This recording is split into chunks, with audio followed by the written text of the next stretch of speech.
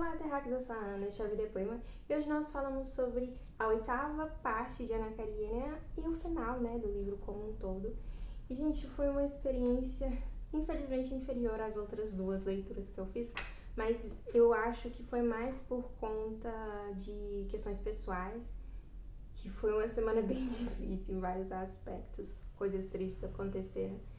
E eu estava muito cansada, então eu estava triste e cansada, então eu pegava ali para ler as minhas partes favoritas. Eu estava esperando 700, 800 páginas para ler isso, só que eu estava cochilando.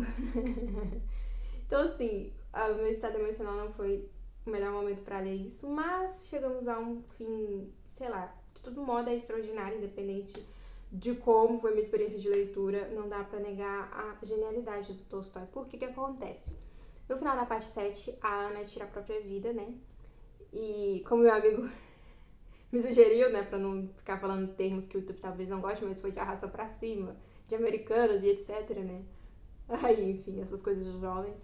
Mas não vou me dizer escritora, porque seria muita ousadia me chamar de escritora no vídeo que eu tô falando de Tolstói, Mas, como uma pessoa que escreve, eu já fiz isso, de ter um desfecho ali dramático pros personagens e depois ter um salto temporal, porque eu não gosto de finais abertos. Tolstói também não, só que diferente de mim, ele faz de uma coisa... É muito, sei lá, singelo, ao mesmo tempo que é extraordinário, entende? Porque ele pega ali o irmão do Oblonsky, que eu não lembro o nome, nunca vou lembrar. Mas pega ele pra ser o nosso fio condutor ali, ele vai ser os nossos olhos, e a gente vai reencontrando os personagens e descobrindo os desfechos da história. Se eu não me engano, essa última parte, ela foi difícil pro Tolstói publicar, porque ele trata de uma guerra, real, e de uma forma bem jocosa. Não vou me lembrar o nome do país, mas não era uma guerra da Rússia. As pessoas estavam indo voluntariamente para essa guerra, arrecadando dinheiro, e não era uma luta deles. E todo mundo aqui que tá indo para essa guerra, ou é um bêbado, ou é um cara sem escrúpulos ou formação, ou é o Vronsky, porque o Vronsky está indo para essa guerra depois de sofrer muito, A gente tem essa informação de que depois que a gente teve aquele fim ali da Ana, ele ficou desesperado, ele queria seguir pelo mesmo caminho, mas a família o impediu, e naquele momento ele abriu mão de tudo, inclusive da guarda da filha, e ele se arrepende disso. Mas o Karenin acabou adotando a Anne, e assim... Na minha leitura anterior, o Karenin, ele tinha... Porque na primeira leitura ele era bem irritante. Todo mundo no quilo da Ana, menos a Ana, eu achava muito irritante. Mas aí ele, sei lá, eu consegui achar um lugar de empatia pelo Karenin. Mas, nessa leitura, a jornada espiritual dele, gente, é muito diferente. A gente vai falar do Lyovin, que, enfim, é o amor da minha vida, o motivo de ser meu livro favorito. Mas a jornada espiritual do Karenin não é uma coisa que traz redenção, empatia, amor, humildade, não. É uma jornada que coloca ele numa posição de superioridade em relação aos outros. Ele é moralmente superior, espiritualmente superior, e ele adota a criança. Naquele momento ali depois da doença da Ana, em que ele fica super abnegado, abre mão de tudo, inclusive da guarda do filho, se ela quisesse, acho que aquele ali é o ponto alto dele como pessoa. E depois, infelizmente, ele não se manteve. Ele teve essa decaída, apesar de ele achar que ele se elevou espiritualmente. Na verdade, ele virou um hipócrita, como todos os outros, que são bem descritos aqui pelo Tolstói. Ele faz um apanhadão geral da sociedade, A gente temos todos ali arquétipos representados. Mas Vronsky tá indo pra essa guerra como, sei lá, uma forma de morrer com propósito. É isso basicamente que ele fala. E a gente vê que ele viu a Ana ali na estação de trem, que foi, enfim, foi uma situação muito horrível e é um fim triste e trágico. Mas, ao mesmo tempo, ele ainda sai como a vítima da história. A mãe dele fala que ela era uma mulher depravada, um final horrível, não cristão, era uma mulher que não era cristã. Sabe? O Vronsky sai como vítima ali pelos olhos da sociedade. Ana foi a grande criminosa, a grande culpada, e ela, enfim, a Ana chega a essa conclusão também, e ela mesma se pune, ela é a juíza de si mesma, E a sociedade teria dado pra ela o mesmo fim, pelo que a gente vê aqui. Outro personagem que a gente também encontra na estação é o Oblonsky, e aí a gente tem ali um lapso de humanidade no Oblonsky, que ele, ao ver ali que o Vronsky tá lá, ele se lembra de chorar assim, abraçado ao corpo da irmã, e ele demonstra ali uma tristeza profunda, mas depois, dali a pouco, ele já tá conversando com o Vronsky e já tá tudo bem. Porque ele é esse tipo de gente. E achei tão extraordinário, olha o que é dito sobre o Vronsky. Vou ler essa parte inteira, ó. Na sala onde estava Vronsky, já se esquecera completamente dos prantos desesperados sobre o cadáver de sua irmã. Isso ele conversando com Vronsky, né? Via em Vronsky apenas um herói e um companheiro de longa data. Então, gente, nem é só uma vítima o Vronsky se torna um herói, porque ele também vai pra guerra e tudo mais. E aí, a senhora aqui com quem o irmão do Lyoven tá conversando fala: sejam quais forem seus defeitos, não se pode deixar de lhe fazer justiça, disse a princesa a Sergei Ivanovich, tão logo Oblonsky se afastou deles. Essa é uma índole genuinamente russa, eslava. E olha, chama Sergei, então ó, vou lembrar agora o nome dele. Então ele é genuinamente russo, genuinamente eslavo, ele é esse arquétipo do homem que tem todos os prazeres da vida e rejeita todas as responsabilidades. Bom, é isso que o Oblonsky é, e só tá dizendo que ele é o arquétipo do russo. Se ele é verdadeiramente eslavo, uma índole genuinamente dessa região, vou aceitar a palavra dela, mas eu acho que é meio que o Tolstói aqui, deixando bem clara a crítica dele, né, da sociedade como um todo.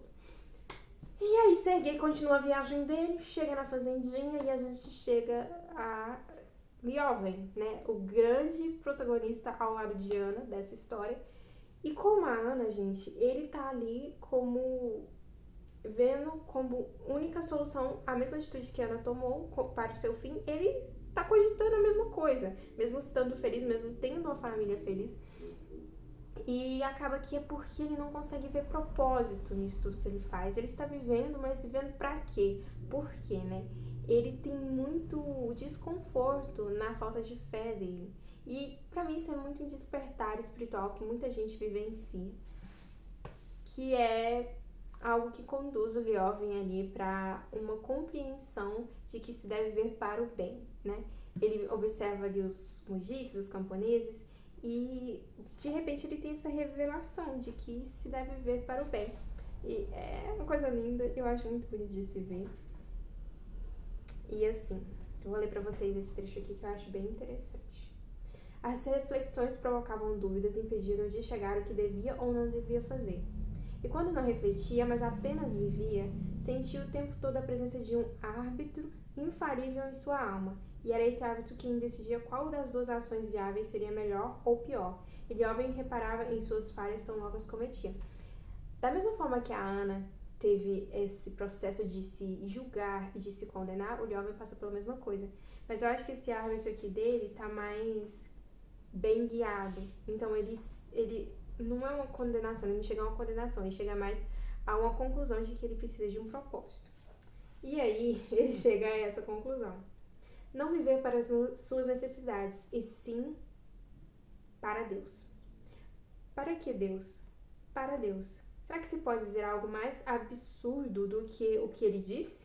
Ele disse que não se devia viver para as suas necessidades, ou seja, que não deveríamos viver para aquilo que compreendemos, aquilo que nos atrai, aquilo que desejamos, mas antes para algo incompreensível, para aquele Deus que ninguém consegue entender nem definir. Aí, por fim, gente, ele passa por um processo mental muito interessante, e aí ele chega aqui, ó. Eu mesmo e milhões de pessoas que viveram há séculos e vivem agora, os mujiks, os humildes de espírito e os sábios que têm refletido e escrito acerca disso, repetindo o mesmo em sua linguagem obscura, todos nós estamos de acordo quanto a uma só coisa. Para que precisamos viver e o que é bom. As duas coisas, para que precisamos viver, para o que é bom. Compartilho com todas as pessoas apenas um conhecimento firme, indubitável e claro, e este meu conhecimento não pode ser explicado pela razão, pois está fora dela. Não tem nenhuma causa, nem pode ter nenhuma consequência. E aqui ele entra na tese de que a gente não pode viver para a nossa própria barriga. Não se deve viver só para se alimentar. Precisa viver para algo mais, né? E todo mundo sabe disso. Essa aqui é a conclusão dele. Todo mundo sabe o que é bom. Você tem na sua consciência, você sabe que é errado machucar outra pessoa. Todo mundo que é saudável tem essa consciência. E para que a gente deve viver? Para algo além de só as nossas necessidades, né? E por fim, ele fala: andei procurando por milagres. Lamentei não ter visto nenhum milagre capaz de me convencer. Mas eis aqui, um milagre, o único milagre possível, permanente e que me rodeia de todos os lados, do qual nem me apercebi. Será que pode haver um milagre maior que esse? E aqui, gente, ele tá falando que eu acho muito interessante isso, que não é uma coisa extraordinária, não é uma coisa sobrenatural que vai te convencer a ter fé e a crer nesse Deus aqui que ele descreve como um ser incompreensível, mas um milagre que ele vê ao redor dele, essa vivência, né? Essa relação entre as pessoas, eu acho belíssimo, eu acho lindo, eu acho maravilhoso. E aqui no final a gente tem depois, enfim, ele tem essa elevação espiritual. Só isso no campo. Ele tá lá na fazendinha, né, tendo esse encontro com Deus.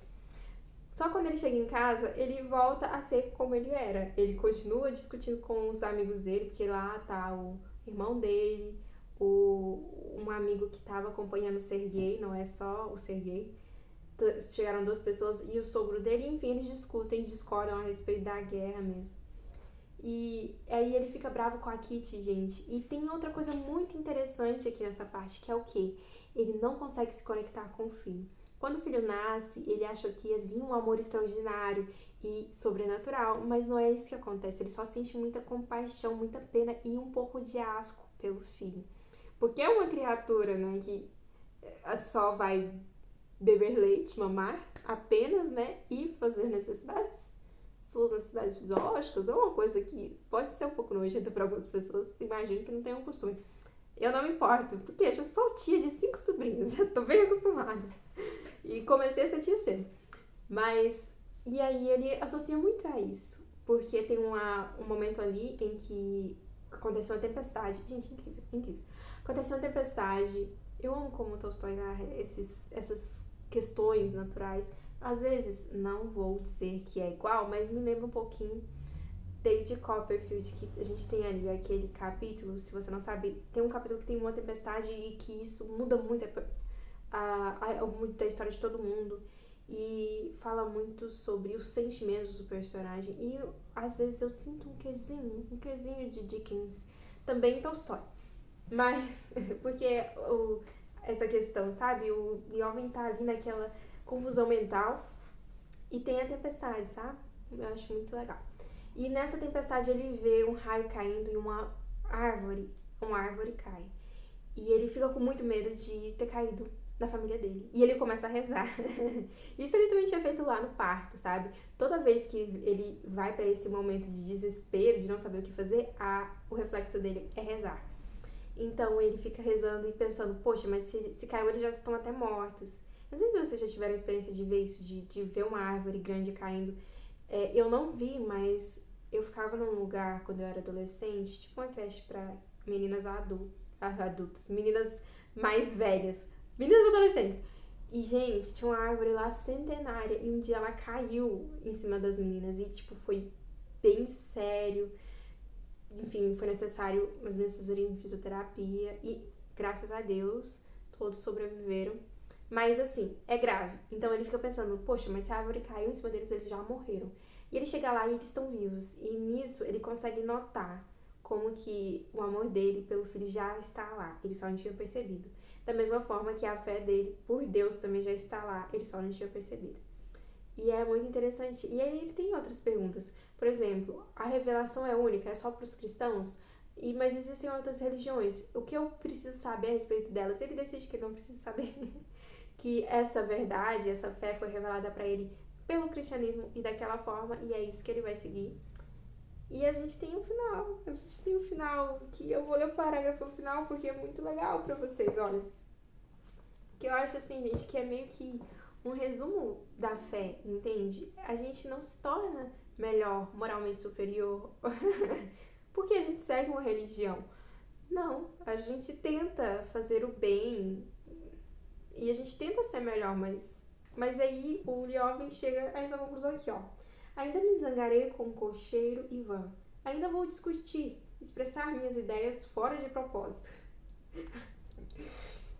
Ainda haverá um muro entre o santuário da minha alma e as outras pessoas, inclusive minha esposa.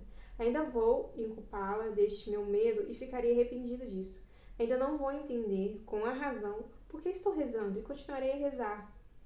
Porém, agora minha vida, cada minuto da minha vida, aconteça o que acontecer comigo, toda a minha vida, enfim, não apenas deixará de ser absurda, como já foi antes, mas terá o sentido indubitável do bem, aquele exato sentido com o qual poderei revesti-lo. Então, gente, é basicamente isso, porque ele pensa, eu devo compartilhar toda essa minha revelação com a Kitty. Não, ela tá bem e eu também tô bem. Isso é uma jornada pessoal minha. E eu acho isso muito extraordinário. É uma jornada bem longa de desenvolvimento desses personagens. E, mais uma vez, eu acho que é um livro de paralelos. A gente começa falando sobre as famílias felizes, né? Todas as famílias felizes são iguais, mas cada família infeliz é infeliz à sua maneira. E eu continuo achando que, no fim das contas, todas as famílias são infelizes. Mas, à sua maneira, elas conseguem encontrar amor, conseguem encontrar felicidade apesar disso. E aqui no fim a gente tem essa dicotomia entre a salvação plena do Lioven, que ele decide que ele vai viver para o bem, que a vida dele não é mais absurda, não é mais sem sentido.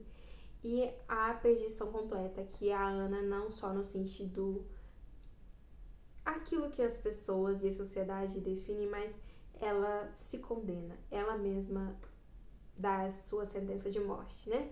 E talvez esse final da Ana seja sim um reflexo da época, que a gente tem muitas obras em que as mulheres são punidas pelos seus crimes com a morte, né? E mortes trágicas e horríveis. Talvez, gente, mas eu gosto muito de olhar para esse livro como dois caminhos, entende? Como uma pessoa religiosa. A Bíblia fala, não me lembro onde, mas sei que fala que você é colocado na frente de dois caminhos e cabe você escolher se você quer a vida ou a morte. Então, é basicamente isso. Chegamos ao fim. Eu tô muito feliz, assim. É um livro que me move de muitas formas e conversa comigo de muitas formas, porque muitas vezes eu sou Ana, muitas vezes eu sou Lioven, e nessa leitura eu descobri que também muitas vezes eu sou Kitty, e às vezes eu também sou Vronsky, sabe? Então, são personagens que falam muito sobre a vivência humana como um todo, sobre como a gente acaba que é incoerente muitas vezes, né? A Ana, ela odiava o marido, mas ao mesmo tempo não podia negar a bondade dele naquele ponto, como eu disse, em que ele teve seu ápice de bondade. Ao mesmo tempo, o Karenin, ele condena a Ana, mas ele vive uma relação estranha ali com a Condessa Lídia. Enfim, são personagens com incoerências. E em resumo, gente, eu fico muito compadecida da Dolly, porque no fim o marido dela continua igual, e isso é dito. O pai da Dolly dá-lhe uma alfinetadinha e ela precisa viver da bondade do cunhado, né? O Lioven adota, assim, os filhos estão todos ali debaixo da proteção dele, ou seja, ele está suprindo a família da Dolly pelo Oblonsky, que tá ganhando ali muito pra fazer nada, pra gastar no cabaré, que é basicamente o que ele faz. E eu tenho muita, muita pena não é a Alyosha. A Alyosha tá ali. Gente, como chama, hein? Como que chama o filho da Ana, gente? Cara, esqueci. Não é a Alyosha é Alexei. O Vronsky, inclusive, foi chamado de Alyosha pela mãe dele agora no final, porque é o apelido, né? A Serioja, lembrei. Eu tenho muita pena dele, porque, poxa, muito confuso para uma criança. Primeiro ele tem informação de que a mãe morreu. Depois ele vê a mãe e ele fica doente. E ele chega num momento em que ele precisa rejeitar a mãe no coração dele, porque ele tá vivendo com o pai. E depois a mãe morre de verdade. Assim, gente, é simplesmente de partir o coração. E aí ele vai ter essa irmãzinha, que eu nem sei, cara, de pensar, vamos pensar no futuro, o que eu gostaria de pensar pra esse livro no futuro. Que Kit e Owen ficaram bem na fazendinha deles, ajudaram Dolly com todos os filhos, que Sergei acabou casando com a Varienka no fim das contas, em algum outro verão ali na fazenda, porque acho que eles merecem ser felizes. E eu gosto de pensar que o Karenin se livrou da influência da Lídia, porque, cara, umas ideias muito erradas, né? E que eles conseguiram ser uma família legal, sabe? A Anne e o Serioja, mas ao mesmo tempo todo mundo sabe que aquela menina, ela não é filha do pai dela. Todo mundo sabe que ela é uma bastarda. Eu tô pondo aspas, mas é basicamente isso. Todo mundo sabe que ela é filha de outra pessoa. Então eu não sei como seria um futuro pra ela nessa sociedade russa. Talvez ela tenha ido viver no campo. É um final feliz que eu consigo imaginar pra ela. Dito tudo isso, continua sendo meu livro favorito do Tolstói. Guerra e Paz não passa nem perto. Poxa, Guerra e Paz, gente, é extraordinário, mas não tem como. Ana tem o meu coração. E, bom, eu acho que meu livro favorito não é mais esse. Mas a gente fala em breve do meu novo livro favorito da vida. De todo modo, é um dos. Indico pra você ler. Essa edição, gente, eu preciso só comentar pra encerrar que ela não sobreviveu muito bem não, hein? Não sobreviveu muito bem não. Comecei a ler acho que em fevereiro, não tenho certeza. Bom, tem um vídeo aqui, você pode conferir quando eu comecei especificamente. Mas aqui, gente, ele começou a abrir, a rasgar aqui e nas pontas todas, tá rasgadinho. Então, assim, é uma edição muito boa de texto, apesar de que não temos textos extras, textos de apoio. Na versão da Companhia das Letras, nós temos um artigo no final, se eu não me engano, que é bem interessante. Essa edição aqui, ela aguentou mais, entendeu? Ela é mais velha, mas tá mais conservada. Então, essa eu acho mais bonita, eu acho massa. Tem muita... Gente, tradução. Das traduções, eu gostei mais dessa aqui, de verdade. Apesar de o Lievin virar Liovin. Tem muita nota de rodapé. Esclarece muita coisa que você nem pensa, umas referências que você nem sabe que tá lá, aí o tradutor vem e explica pra gente do que eles estão falando. Muito bom mesmo. Mas essa daqui aguentou mais. É isso, gente. Eu não vou nem pegar a outra ali, porque a outra, gente, tradução do francês, a gente não tá mais trabalhando com tradução indireta nessa casa.